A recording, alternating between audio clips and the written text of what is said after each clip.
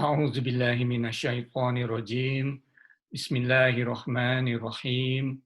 Alhamdulillahirabbil alamin. Wassalatu wassalamu ala Rasulillah wa ala alihi wa sahbihi wa man wala.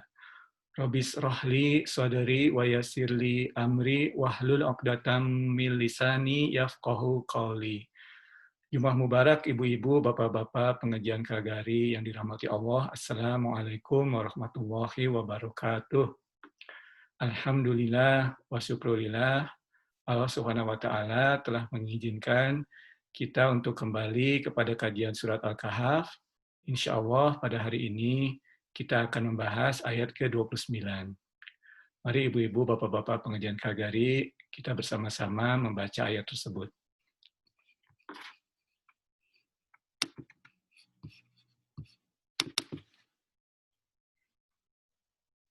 A'udzu billahi minasyaitonir rajim. Wa qulil haqqu mir rabbikum faman syaa'a falyu'min wa man syaa'a falyakfur. Inna a'tadna lidh-dhalimina naran ahata bihim suradiquha wa in yastaghithu yughathu bima'in kalmuhli yaswil wujuh bi'sas syarabu wa sa'at murtafaqa. Shadaqallahul azim. Dan katakanlah, wahai Muhammad, kebenaran itu datangnya dari Tuhanmu. Barang siapa menghendaki beriman, hendaklah dia beriman. Dan barang siapa menghendaki kafir, biarlah dia kafir. Sesungguhnya kami telah menyediakan neraka bagi orang zalim, yang gejolaknya mengepung mereka. Jika mereka meminta pertolongan, minum, mereka akan diberi air seperti besi yang mendidih, yang menghanguskan wajah. Itulah minuman yang paling buruk dan tempat istirahat yang paling jelek. Maha benar Allah dengan segala firman-Nya. Ibu-ibu, bapak-bapak pengajian Kagari yang dirahmati Allah, beberapa minggu lalu telah kita bahas Ashabun Nuzul dari surat Al-Kahf. Bahwasanya beberapa penguasa Quraisy menguji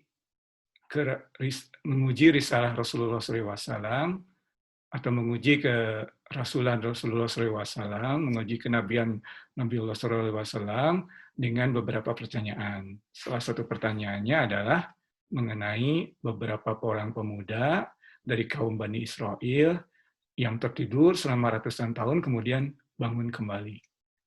Nah, di potongan pertama ayat ini Allah Subhanahu wa taala menyebutkan wa qulil haqqu mir rabbikum. Ya, di sini terjemahkan dan kebenaran itu datangnya dari Tuhanmu. Nah, sepertinya kisah para pemuda Bani Israel yang tertidur selama ratusan tahun ini bagaikan cerita rakyat. Dalam arti banyak diceritakan di kalangan Bani Israel, tetapi mengenai akurasinya tidak dapat dipertanggungjawabkan istilahnya. Ya. Nah, kemudian saat Rasulullah SAW ditanya mengenai hal ini, seperti kita ketahui dari ayat ke-9 hingga ayat ke-26, Allah SWT memberikan keterangan tentang para pemuda Al-Kahf ini. Ya. Para kaum Bani Israel tidak mengetahui berapa lama mereka tinggal. Mereka hanya mengatakan ratusan tahun. Para kaum Bani Israel bahkan tidak tahu berapa orang mereka. Mereka bahkan tidak tahu bagaimana kondisi mereka di dalam gua. Nah, tentunya kita sudah membaca dari ayat ke-9 hingga ayat ke-26 kisah mereka, dan di sini Allah Subhanahu wa taala seolah menutup segala kemungkinan keraguan dengan sabdanya wa qul haqqu mir rabbikum. Sesungguhnya kebenaran itu datang dari Tuhanmu. Nah, ini dari sisi konteks atau asbabun nuzul. Tapi lebih dalam dari itu, tentunya kita bisa melihat kisah pemuda Al-Kahf itu sendiri, mereka diuji dari sisi keimanan. ya. Mereka adalah para pemuda yang kembali ke jalan Allah atau berpegang teguh kepada jalan Allah lebih tepatnya di tengah masyarakat yang sudah meninggalkan ajaran tauhid. Dan di sini tentunya pelajarannya adalah kembali tidak saja pada masa itu tapi hingga saat sekarang kita pun dapat mengambilnya bahwa sesungguhnya kebenaran itu adalah kebenaran yang datang dari Allah. Wa qulil haqqu mir rabbikum. Katakanlah wa qul haqqu, kebenaran mir rabbikum, from your Lord, ya, dari Tuhanmu. Oke, itulah potongan ayat pertama.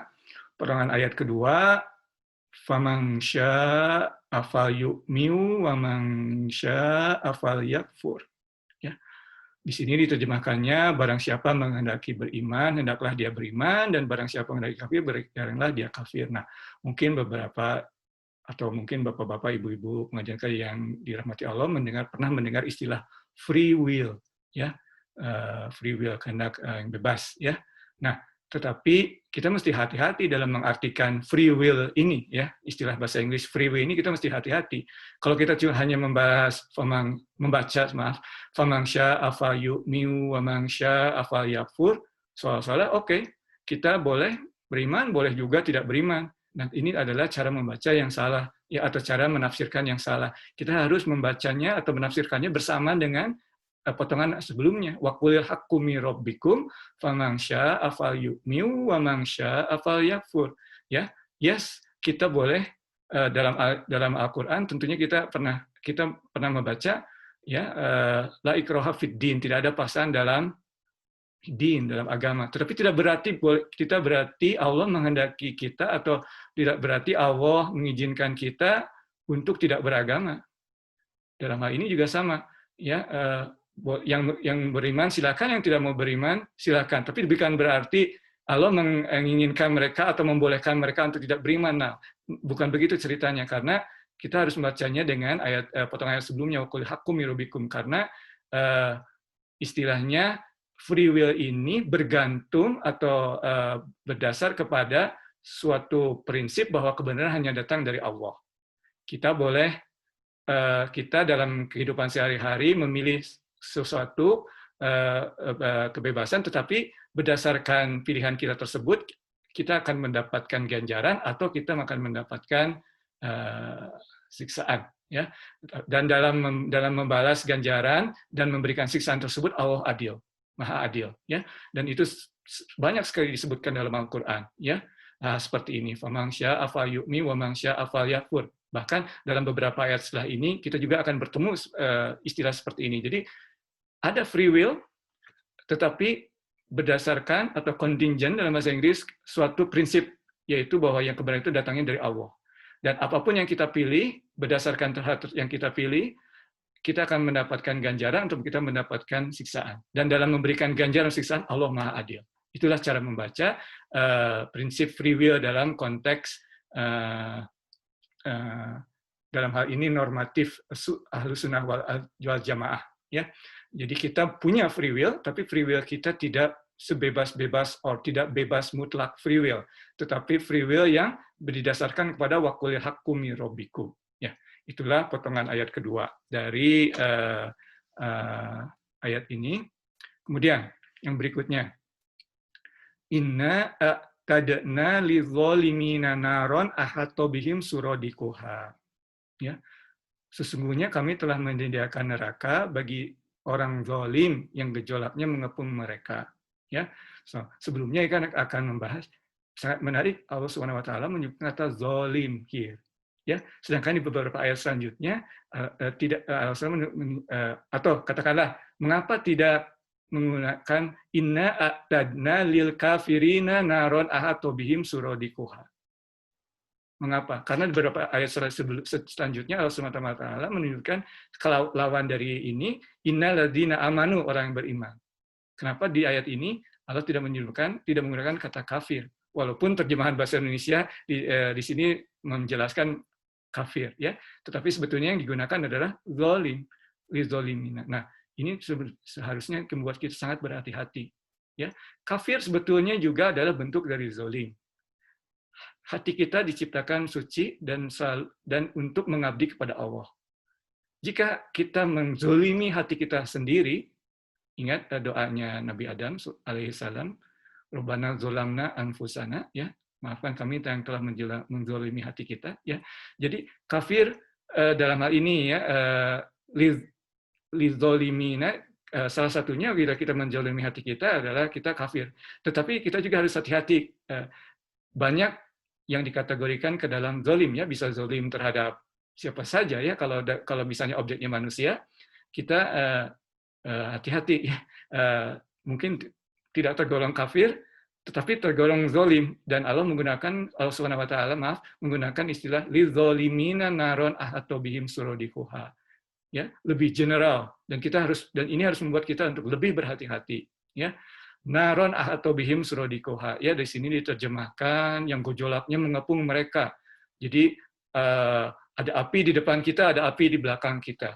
Tentunya itu sangat menakutkan, ya, dan Allah Subhanahu wa taala memberikan penjelasan mengenai keadaan di neraka ini supaya kita berhati-hati, ya. Oke, sebelumnya kita membahas pamangsya afal yu'min wa mangsya afal yakfur. Tapi by the way, hati-hati di neraka ini seperti ini. Kamu mau masuk ke neraka? Istilahnya seperti itu, ya. Api yang di depan kita, di belakang kita, atau istilah bahasa Indonesianya apa tadi? Mengepung mereka, ya. Nah, tentunya panas, haus. Kemudian potongan ayat berikutnya, wa iyastaghitsu yughatsu bima'in kalmuhli yaswil wujuh. Ya, panas, haus, minta minum, yastaghitsu ya, wa iyastaghitsu, pada saat mereka meminta minum, pertolongan minum, yughatsu, kita beri minum, ya. Bima'in, dengan minuman, bima'in kalmuhli yaswil wujuh, nauzubillah min dzalik, ya. Airnya panas seperti besi yang meleleh, yang takarannya juga yang tidak istilahnya tidak melepaskan dahaga kita, bahkan membakar kita, ya, wajah, ya, wujuh, ya, di sini wajah, wujuh, ya. Nah, kita tentunya ingin berlindung terhadap siksa api neraka setelah mendengar ayat ini, ya. Wa yastaghitsu yughatsu bima'in kalmuhli yaswil wujuh. Itu harus membuat hati kita bergetar. Tak mau kita masuk ke neraka, ya. Tetapi di sini juga sangat menarik, ya. Kalau dari sisi tajwid Al-Qur'annya, ya, kita lihat di sini bima'in, ya.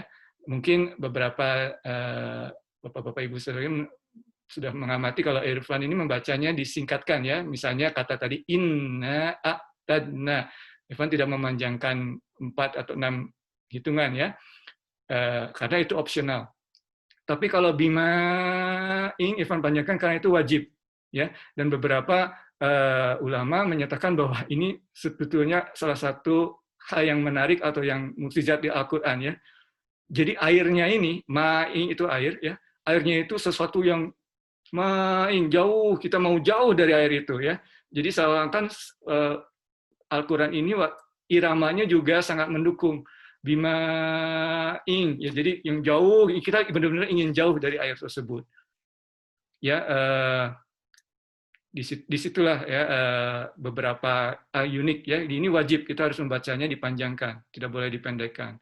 Kemudian potongan ayat berikutnya, bi'sas syarob, ya. Jadi ini adalah bi'sas syarob, ya. Jadi di sini diterjemahkan minuman yang paling buruk, syarob, minuman yang paling buruk. Dan again, di sini dipanjangkan lagi, wasaat, ya, jadi paling buruk, dan kita tidak mau jauhkan dari ini, ya. Wasaat murtafaqo, ya. Murtafaqo itu dwelling place. Apa itu dwelling place, ya? Tempat tinggal, ya, tempat tinggal. Jadi ya, jadi kita juga di sini tidak mau, jadi kita Allah SWT menyebutkan di sini setelah menantang, atau bagaimana, ya, istilah yang baiknya, faman syaa'a falyu'min wa man syaa'a falyakfur.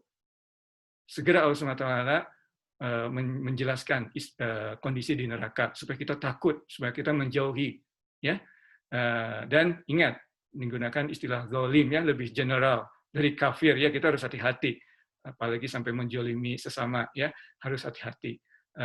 Kita harus takut menghadapi api neraka yang ada di depan dan di belakang kita. Dan kalau kita haus, kita dibeli minum yang tidak melepaskan dahaga kita, tapi malah membakar kita. Kita harus takut.